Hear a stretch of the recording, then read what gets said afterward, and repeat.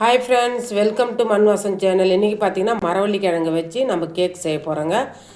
இப்போ பார்த்தீங்கன்னா அதுக்கு நான் 1/2 கிலோ மரவள்ளி கிழங்கு எடுத்துருக்குறேன். இந்த தோல் எடுத்துகிட்டு காய் சீவரத்தில் துருவி எடுத்துக்கலாங்க. பார்த்தீங்கன்னா தோல் எடுத்தாச்சு. இது மாதிரி காய் சீவரத்தில் வச்சு துருவி எடுத்துக்கலாங்க. இது மாதிரி நல்லா ஒரு பூ மாதிரி நல்லா துருவி எடுத்துக்கலாம். இப்போ நம்ம துருவின அந்த மரவள்ளி கிழங்குல பார்த்திங்கன்னா ஒரு 100 கிராம், அதாவது ஒரு 100 கிராம் ரவை சேர்த்துக்கலாங்க. எப்படின்னா 1/2 கிலோவுக்கு 100 கிராம் ரவை கரெக்டாக இருக்கும். அது கூடவே ஒரு 4 ஏலக்காவை பொடி பண்ணி சேர்த்துக்கலாம். ஒரு மூடி தேங்காவை வந்து நான் துருவி வச்சுருக்கேங்க, அதையும் சேர்த்துக்கலாம். இதில் நான் பெரிய மூடியாக இருக்கிறதுனால ஒரு மூடி சேர்த்துங்க. சின்ன தேங்காய் இருந்ததுன்னா ஒரு தேங்காவை சேர்த்துங்க. தேங்காய் சேர்க்கும்போது நல்லா சுவை நல்லாயிருக்கும் கேக்குக்கு.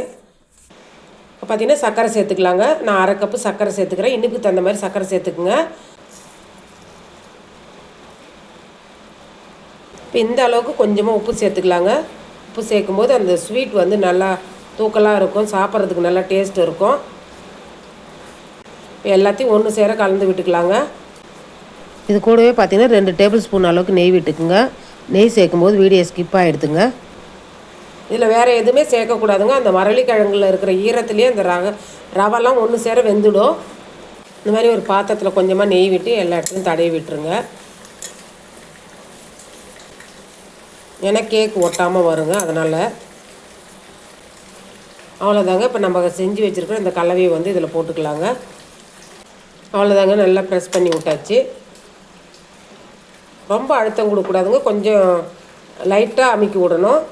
அவ்வளோதாங்க. இப்போ நம்ம வந்து இதை வேக வச்சுக்கலாம். இட்லி பாத்திரத்தில் தண்ணி வச்சுருக்குங்க, அது மேலே ஒரு பிளேட் போட்டுக்கலாம். இந்த மாதிரி ஒரு இப்போ நான் அலுமினியம் ஃபாயிலில் வந்து நான் பேக் பண்ணியிருக்கேங்க. இப்போ நீங்கள் ஒரு பிளேட் போட்டு கூட நீங்கள் மூடிடலாம்.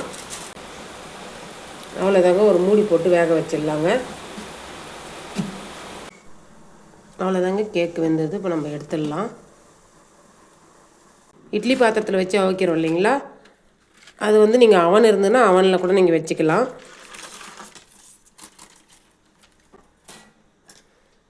அவ்வளோதாங்க. இது மேலே பார்த்தீங்கன்னா வெந்துருதான்றதை செக் பண்ணுறதுக்கு இது மாதிரி ஒரு நைஃப் போட்டிங்கன்னா வெந்துருதுன்னா இதில் ஒட்டாமல் வரும். அதுதாங்க இதில் இந்த சூட்லேயே வந்து கொஞ்சமாக இந்த நட்ஸு, உங்கள்கிட்ட என்ன ட்ரை நட்ஸ் இருக்குதோ அதை சேர்த்துக்கலாம் அதில்.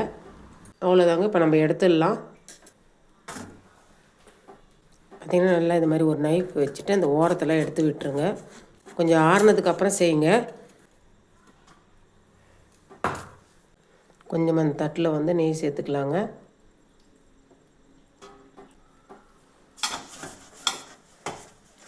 ஒட்டாமல் இருக்கிறதுக்கு தான்.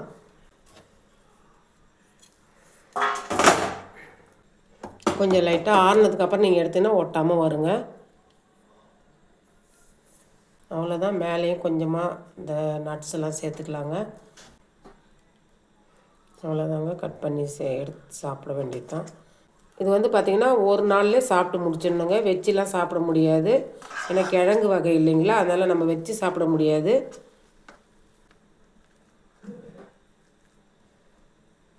அவ்வளோதாங்க, சூப்பரான ஒரு கிழங்கு கேக்கு ரெடி ஆயிடுச்சுங்க. ஒரு ஹெல்த்தியும் கூட. இதில் எல்லாமே ஹெல்த்தியான பொருள் தாங்க சேர்த்துருக்குறோம். இந்த ரெசிபி பிடிச்சிருந்ததுன்னா மண்வாசன் சேனலை லைக் பண்ணுங்கள், ஷேர் பண்ணுங்கள், கமெண்ட் பண்ணுங்கள், சப்ஸ்கிரைப் பண்ணுங்கள். பக்கத்தில் இருக்க பெல் ஐக்கானை கிளிக் பண்ணுங்கள். தேங்க்யூ.